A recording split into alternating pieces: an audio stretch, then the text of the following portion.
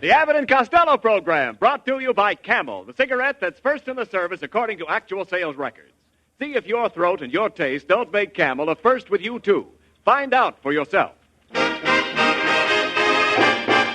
Listen to the great rhythms of Freddie Rich and his orchestra, the swingy singing of Connie Haynes.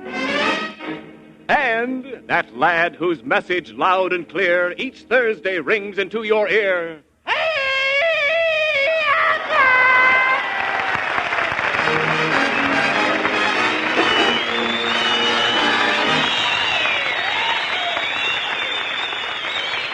All right, Costello, come here. You're all excited. Like me. You're all excited. What's the thing you've got there? Huh? It looks like a telegram. Where did you get it? Oh, a fellow in a long green underwear gave it to me. A fellow in a long green underwear? Yeah, he was wearing a Western Union suit. Yeah, dummy, that was a messenger boy. And that's a telegram. What does it say? It don't say nothing, Abbott. I can't see a thing. Well, you dope, you haven't even opened the envelope. Oh, do you have to open it? I thought you were supposed to peek through this little window in the front. Give me that telegram. I'll read it. Hey, look, Costello. What? It's from your hometown. Paterson, New Jersey? Paterson, New Jersey. Oh, boy! Can you imagine? Look, it says, Dear Louis Costello. Oh, yeah, Abbott. Look Yeah. at the way they spell Louis. What do you mean? L-O-U-S-C. Quiet, That's my hometown. Quiet, Costello.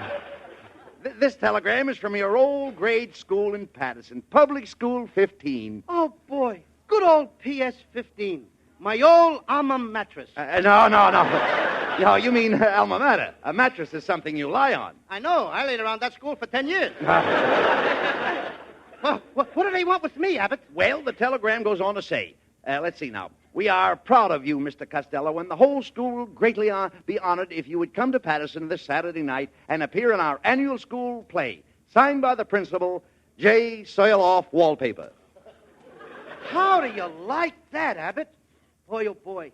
I knew my old school would send for me someday. Sure they would. I was always the hero of my school. I'll never forget Coach Abel Green. What do you mean? And those kids I played with, Michael Varello. What did they do? Those were the kids. We had a real team in that. I was even the captain of the tug-of-war team. Wait a minute. What did you do on the tug-of-war team? I was the second jerk from the end. Yes, but I I can't... don't get that. I don't either. Look, I can't understand why that school would send for you to appear in a play. What do you know about grammar? About what? Do you understand grammar? No, not since she got a new false teeth. No. Even Grandpa can't understand her. Now, Costello, I'm talking about dramatic acting. Did you ever do anything dramatic in school? Oh, did I? I used to get up and I used to excite poetry. You did? Get a load of this little gem, which I wrote myself. Let's hear it. And roses are red, and violets are purple, sugar is sweet, and so is maple syrup. Come on. Maple syrup, it rhymes, don't it? Well, what about it? But maple syrup, what is that? What is maple syrup? What is maple syrup? Maple syrup is the stuff you put on flannel cakes. Okay, look. No, talk sense now. If you're going to Paterson, New Jersey, we've got to get down to the railroad station right away. Come on. Okay, come on. Red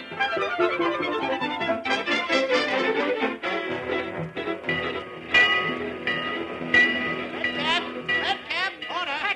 Taxi. All right now, Costello, let's get our tickets for Paterson. We've got to find a comfortable place to sleep on the train. Oh, I never have any trouble, Abbott. I got a system. I eat garlic before I get on a train. What has garlic got to do with finding a place to sleep?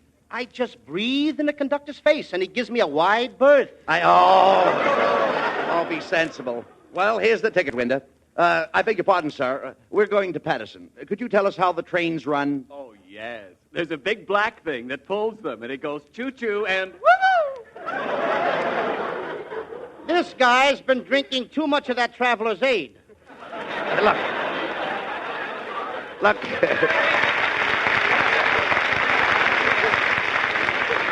You better let me handle this, Costello. I think I better because All right. I lost my place. All right, never mind that. Now, look, in order to say, Lou, come here. Go ahead. I got it. All Go right, ahead. look, I'll take care of everything. Don't worry about a thing. In order to save money, I think we'd better get a couple of upper berths. Oh, but I don't want an upper. I want a lower. But, Costello, do you realize that if you buy a lower, you'll find it's much higher than an upper? Oh, sure. I mean, after all, what'd you say? I said that a lower is higher than an upper. A lower is higher than an upper? Why, certainly. Well, what are they doing? Running the trains upside down? Of course not. The lower is a more desirable berth. Therefore, if you want to go lower, you'll have to go higher. If I want to go lower, I'll have to go higher. Yes. Why should I go higher when I want to go lower? Now, simply because if you want to go lower, you have to go higher. Because the lower is higher than the upper. And the reason the lower is higher than the upper is because the upper is higher up than the lower. Oh! You mean that the upper is lower than the lower because the lower is higher than the upper? Now, you've got it. Now I've got it. I don't even know what I'm talking about. Costello, I'm trying to tell you that they sell the upper lower than the lower because when you sleep in an upper, you have to get up to go to bed. I have to get up to go to bed? That's right. Who's paying for my berth? You are. And there ain't going to be anybody in it but me? No. Then why do I have to get up? Costello, look, I've already explained it. Unless you go higher for a lower, then you're stuck with an upper. And you'll have to get up when you go to bed. And you'll have to get down when you want to get up. Abbott. What? Let me smell your breath. Oh!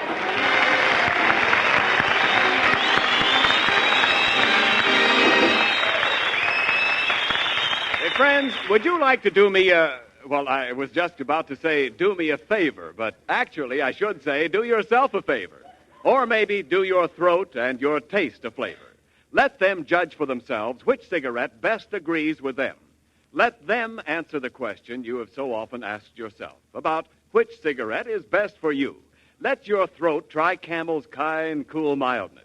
Let your taste sample that rich, full flavor. Because your T-zone, that's T for taste and T for throat, can tell you more about Camels in one puff than I can in 10 programs. C-A-M-E-L-S. Camels, a superb blend of costlier tobaccos.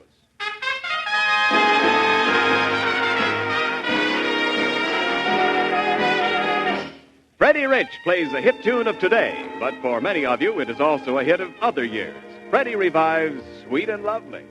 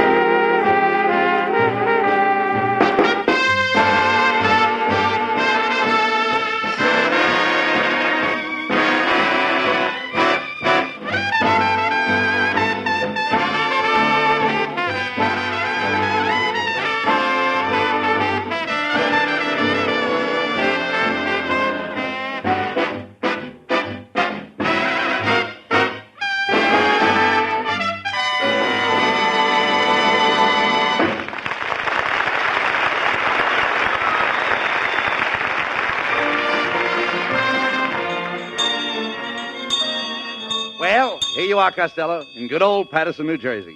Yeah, Abbott. And here's my old school. Do tell. PS 15.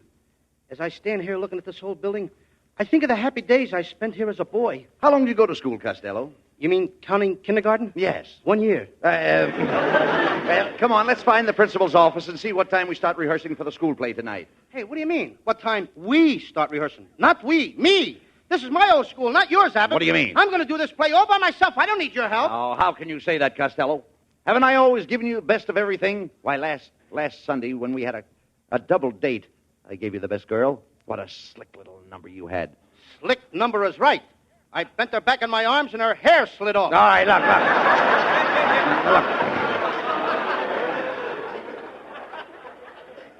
Just cut that out, Costello. Wait a minute. I think this is the principal's office right here. No, not that room. What do you mean? No, that room is where they have the art class. What do you mean? That's where I learned to draw, Abbott. You did? I was a wonderful drawer. My kid brother Sebastian is in there now. He's studying to be a drawer, too. Well, that'll be nice. Just think of it. The Costello brothers. A pair of drawers. Look, never mind that. Where is the principal's office? Oh, I don't quite remember, Abbott. But look. Here's my old first grades room. First grade room, Yeah. eh? Well, why don't you go in and say hello to your old teacher? Oh, I don't think Miss Sashwaite would remember me. I wonder if she's as fat as she used to be. Why, was she very fat? Fat. Every time she turned around, she used to erase the blackboard. Yeah. I said it! All right. Well, go ahead. Open the door and see if she remembers you after all these years. Okay. Boy, will she be surprised to see me. Miss Sashwaite! Miss Sashwaite! Yes? Don't you remember me? I'm Lou Costello. Oh, and where were you all day yesterday? Yesterday? I haven't been here for 15 years. If you're absent one more day, you'll have to bring a note from your mother. Just a minute, Miss Sashwaite. I'm Lou Costello.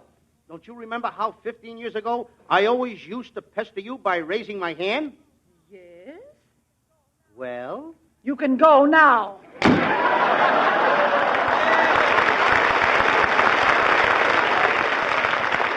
Gee, Miss Sashwaite. Gee, she's changed. I remember when she used to keep me after school to spank her erasers. All right, look. Come on, Costello. Here's the principal's office right over here.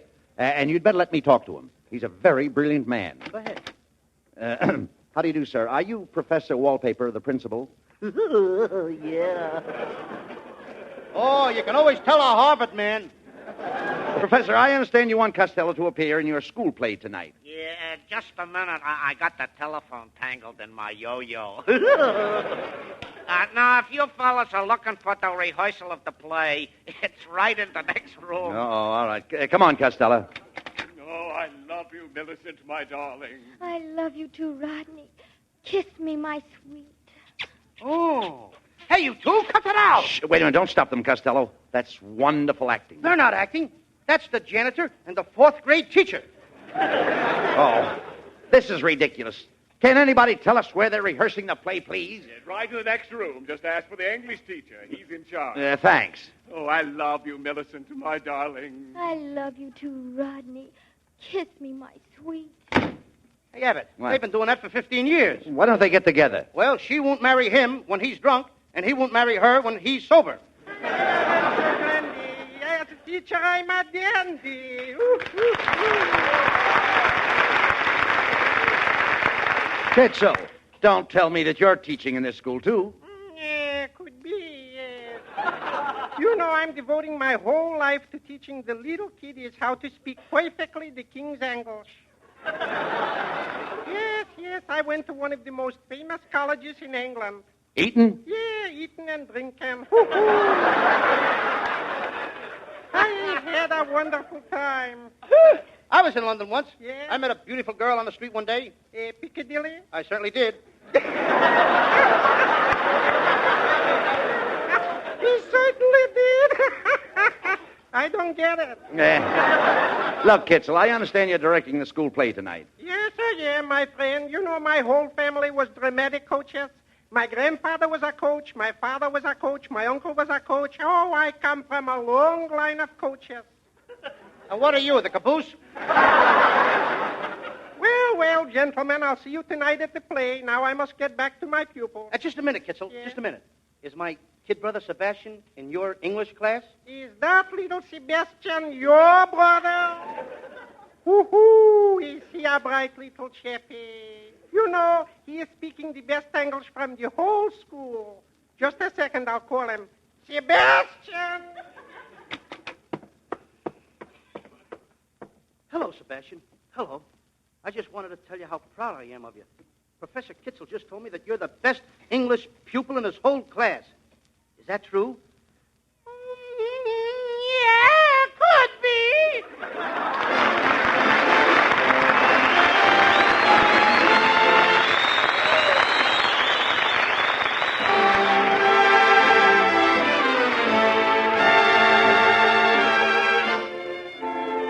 Lovely Connie Haynes and a lovely song together. Wastrel the lane to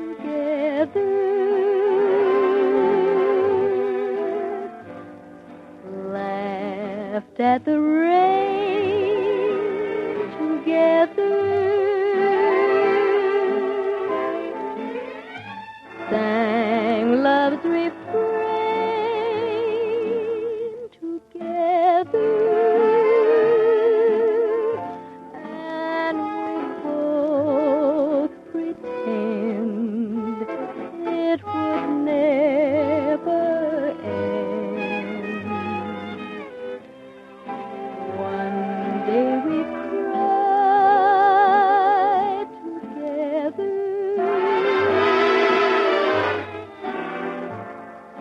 cast love aside together. You're gone from me, but in my memory always will be together.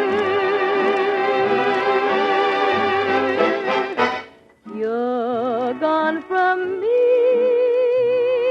but in my memory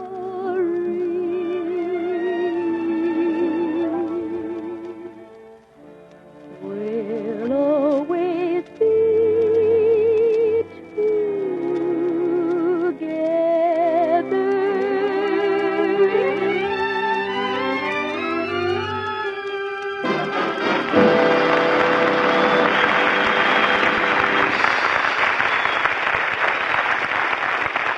You know, radio sure is a wonderful triumph of modern science, but as yet we haven't found out how to broadcast the flavor of a cigarette over a microphone. Only your own taste can tell you which cigarette you like best, and only your own throat can tell you which cigarette likes you best. So why not give your T-zone, that's T for throat and T for taste, a chance to judge the cigarette it likes best? Give your taste a chance to try the rich, full flavor of Camel's blend of costlier tobaccos. Give your throat the chance to try Camel's kind, cool mildness. Like millions of smokers, you too may find that your cigarette is C-A-M-E-L-S.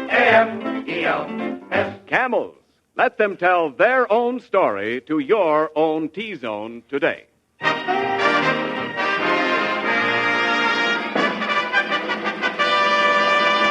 Good evening, members of the Parents and Teachers Club of Paterson, and all you dirty, dear little kiddies. We have a great surprise for you tonight. One of our former pupils, Lou Costello, has consented to present a play for us.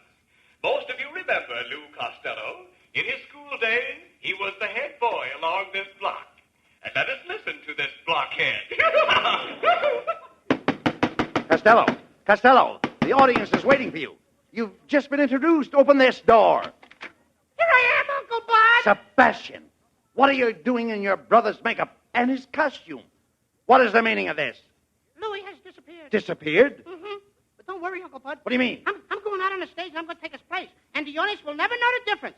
I put on this big putty nose that I got, and I put on my nose. This big putty nose. But, Sebastian, you've got the putty down over the end of your nose. How are you going to smell? All right, unless they turn on the heat. Look, Sebastian, what are you going to do when you get out on that stage? Well, I'm going to tell him a story about Romeo and Juliet. And it was written by William Shakespeare, a very great ether. Ether? Mm-hmm. You mean author. Ether puts people asleep. That's what this story's going to do. Well, all right, as long as Lou isn't here, I suppose you'll have to do it. Okay, come on, hurry up. The curtain's going up. Come on, there you are. Oh, okay, thank you. Good evening, ladies and gentlemen. I'm about to tell you the story of Romeo and Juliet. Now, I don't want any interruptions from you, Uncle Abbott. Go ahead, let's My hear the big story. brother told me how you interrupt him. Well, go ahead. But don't interrupt me. Tell that story. Don't give me that. Go Just ahead, don't go interrupt ahead, me, go that's ahead. all. I lost my place like my big brother. Now, I'm not kidding. Once upon a time, there was a fella named Romeo. Romeo? What did this Romeo look like? I got out of that one. Well, all right, what did he look like? Huh? What did he look like? Well, he was about... How do I know what he looked like? I never met the guy. Then why do you tell stories about people you don't even know? Nobody knows Romeo. He's just a guy in a story. He's a imaginary character. Oh, you mean he's just a person in fancy? In fancy? In fancy what? In fancy nothing. That's a good way to catch cold. Now, look, Uncle Bud, if you just shut up, I'll tell a story. All right, go ahead. I won't say any more. Okay. All right, go ahead. Once upon a time, there was a fellow named Romeo, and he was his father's only son. Well, that's right. He was his father's heir. His what? His father's heir. His father didn't have any hair. He was bald-headed. All right, go ahead. Now, don't interrupt me. All right, go ahead. Now, there's a girl in the story, and her name is Juliet. And her father was giving a big party, you know, to kind of, sort of shove her into society. Oh, you mean she was making her debut? I don't know if it was her debut or her night-view.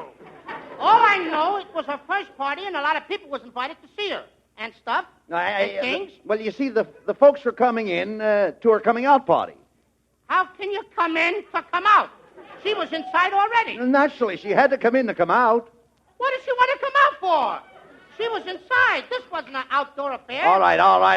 This was inside. I know that. You told me that. All right. Well, if people are going to come in to come out, there's no use of going out to come in. All right. Why don't they stay home? Look, Sebastian, you don't Why understand. don't you stay home? Look, you don't understand, I should Sebastian. stay home Now, with listen, you. please. You want me to tell your big brother on you? Anybody got lozenges? Listen, please. Look, the party brings her out. The party brings her out. That's right. Why should the party bring her out? What did the little girl do? No. The party didn't even start, and some guy right away wants to drag her out. No, you don't understand. Why don't they leave the little kid alone? Now, Sebastian. Maybe she wasn't drinking. But, listen, Sebastian. Maybe she had one popsicle. Now, Sebastian. Maybe after all, the kid is okay. All right. Lost again. All right, go on with the story. Well, wasn't Romeo invited to this party? Talk longer. Look, wasn't Romeo invited to this party is what I want to know, wasn't he? Oh, sure. Oh, Sure. No, you see, Juliet's father... Thank you, Mr. Bernard. Juliet's father... I need him. Now, come on, Sebastian. Juliet's father didn't like Romeo, Yeah. so he had to put on a mask, and he borrowed another guy's clothes, and he went away. Oh, Romeo went in disguise. Yeah, in this guy's clothes. I see. All right, I see. You see, Uncle Bud, Romeo and Juliet's fathers was enemies, and they was fighting for 15 years. They didn't like each other. Yeah. Which family brought on the feud? They both brought on the feud, but Romeo wouldn't need it. He was lovesick. He kept getting thin and pale. Oh, I see. He looked wan. Oh, yeah. What'd you say? I said, he looked wan. Don't you know what wan is? Yeah, 1 is the number before 2. No. 1, 2, a bottom my No. One means peaked. Romeo was peaked. Oh, sure. He was peeked through the keyhole at Juliet. Now, Sebastian. Well, if I was there, I'd have peeked out of her myself. Sebastian, will you please go on with the play? Well, anyway, every night Juliet used to sit on the balcony. Why did she sit in the balcony? Because she couldn't afford a seat in the orchestra. Sure. All right. And she liked to sit in the balcony. All right, now, don't Up argue. there she could smoke. Oh, yeah, I understand. Put her feet on the rail. Yes, go on, go ahead. So far, so good. Go ahead. One night, I hope I can hold out. All One right. night, Juliet dropped her handkerchief, and Romeo picked it up and handed it to her. And what did Juliet do when Romeo handed her the handkerchief? As she'd done like anybody else. What? Just what? Well, you know what I Wait, mean. do you know the story, don't you? Oh, yes, Well, what did Juliet do when Romeo handed her the handkerchief? You know, like they always... What did she do? She wiped her nose! All right, now. Gee, did you have to make me say that? Well, all right, never mind. I mean, it's your line. All right, Go ahead. look, Sebastian, as I remember the story, Romeo had a rival, and they fought a duel with lances. Now, what I can't understand is why did the other fella kick Romeo when Romeo dropped his lance? Because he caught Romeo with his lance down. Look, that's enough, Sebastian. Stop the play. Stop it. I say, ladies and gentlemen, the play is over. Bring down the curtain. Hey, what's the idea of stopping the play, Uncle Bud? Sebastian, you ought to be ashamed of yourself. Not only have you disgraced your brother Lou, but you stand there and make a monkey out of a great masterpiece. You ridicule Romeo and Juliet, the greatest love story of all time, and you deliberately insult the name of William Shakespeare. Why do you do these wicked things? Oh, I'm a bad boy. Yeah, I'll say you're a bad boy. Oh, I'm the kind of kid my mother won't let me associate with. You certainly are. Now, come here. Now, where is your brother Lou? I think he might be in the 4th grade classroom, Uncle Bud. What makes you think that? Because I locked him in there before the show. Sebastian, unlock that door and let your brother out. He's probably in there crying his eyes out because he missed the play. Go on, open that door. Okay, Uncle Bud. Go ahead. I love you, Millicent, my darling. I love you too, Costello. Kiss me, my sweet. Costello, what are you doing making love with a 4th grade teacher? You know she's the janitor's girl. You're telling me, Abbott, and I'm the new janitor. But you missed the whole play. Oh, don't worry, Abbott. Millicent and I are going to put on another play tomorrow night. Another play? Yeah, and I'm calling it The Girl Who Eloped with the New Janitor or Gone with the Window Cleaner. I love you, Costello, my sweet. I love you too, Millicent, my sweet. Oh, he's a bad boy!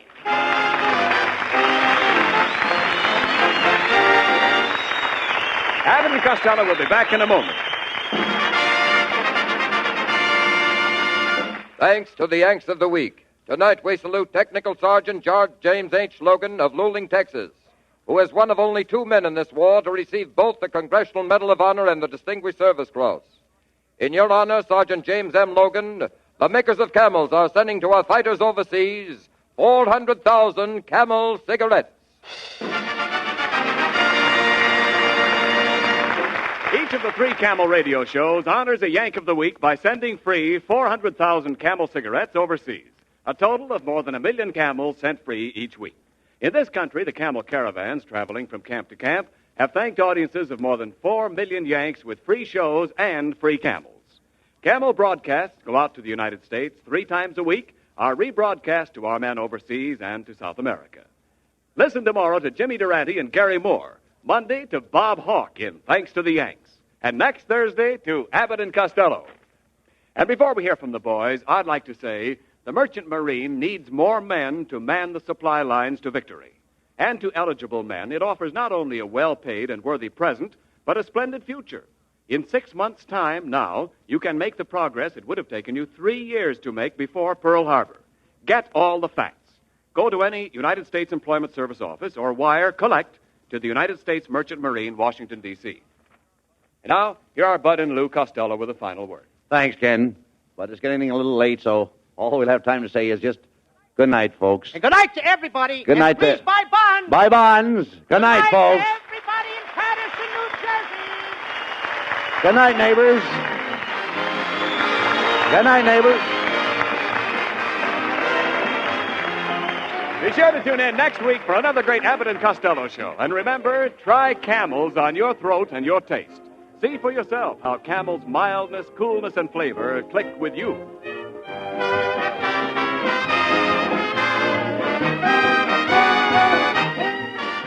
If you are a hermit living in some lonely cave, don't listen to this, because you're one of the few men in the world who can pack his pipe with any old tobacco he pleases and get away with it.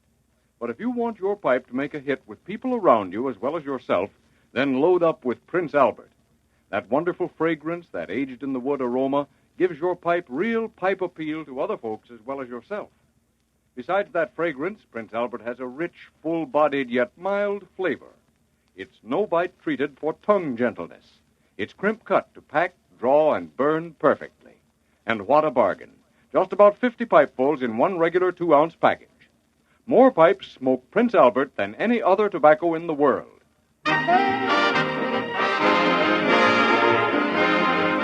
The Abbott and Costello Show for Camel Cigarettes will be back at this very same time next week. Don't miss it. This is Ken Niles in Hollywood, wishing you a pleasant good night. This is the National Broadcasting Company.